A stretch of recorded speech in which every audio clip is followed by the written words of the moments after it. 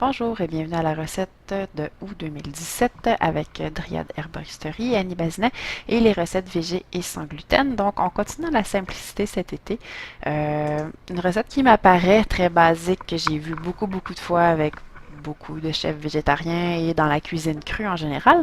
L'été, on a beaucoup de zucchini et une des façons faciles et rafraîchissantes et délicieuses de les manger, c'est d'en faire des spaghettis ou des zoodles en anglais. On va les passer pour cela à la... Ben ça s'appelle un spiruli. C'est un petit appareil qui permet de faire les légumes en nouilles comme ça très facilement. On peut faire des rubans avec beaucoup de légumes avec ça, c'est très intéressant. Ou on peut aussi les passer à la mandoline avec les lames pour faire les brunoises.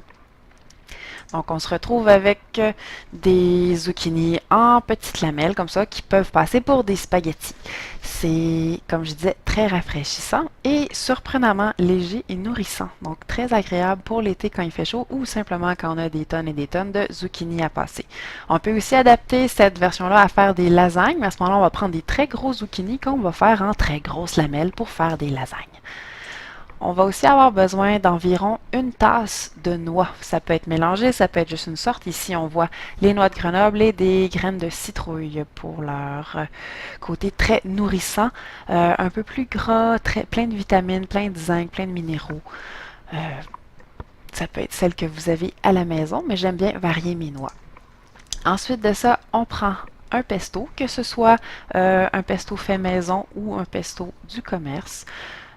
Celui de Legrand au Québec est très bien.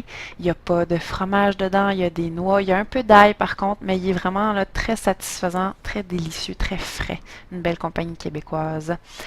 Et moi, j'ajoute aussi un avocat. Et le but de ça, c'est de donner un peu plus de consistance à la sauce, donc un petit peu plus de matière grasse. Donc c'est très nourrissant. Ça vient chercher le côté satiété. On n'a pas de glucides tant que ça, donc on va aller le chercher autrement avec des lipides. C'est pas du tout engraissant.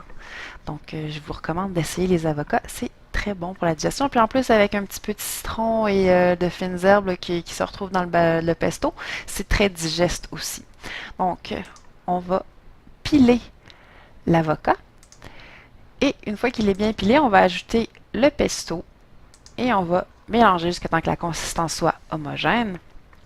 On va ajouter les noix qu'on aura fait rôtir environ 5 minutes juste pour qu'elles soient un peu dorées. On va les surveiller les noix, surtout plus elles sont petites, plus elles ont tendance à rôtir très rapidement et se rendre même du côté brûlé.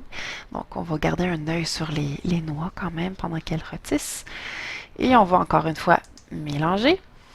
Et voilà, votre sauce crue est prête. Vous avez juste à retourner à vos nouilles de zucchini, ajouter la sauce aux nouilles de zucchini, mélanger et vous êtes prêt à monter vos assiettes simplement avec des légumes frais du moment.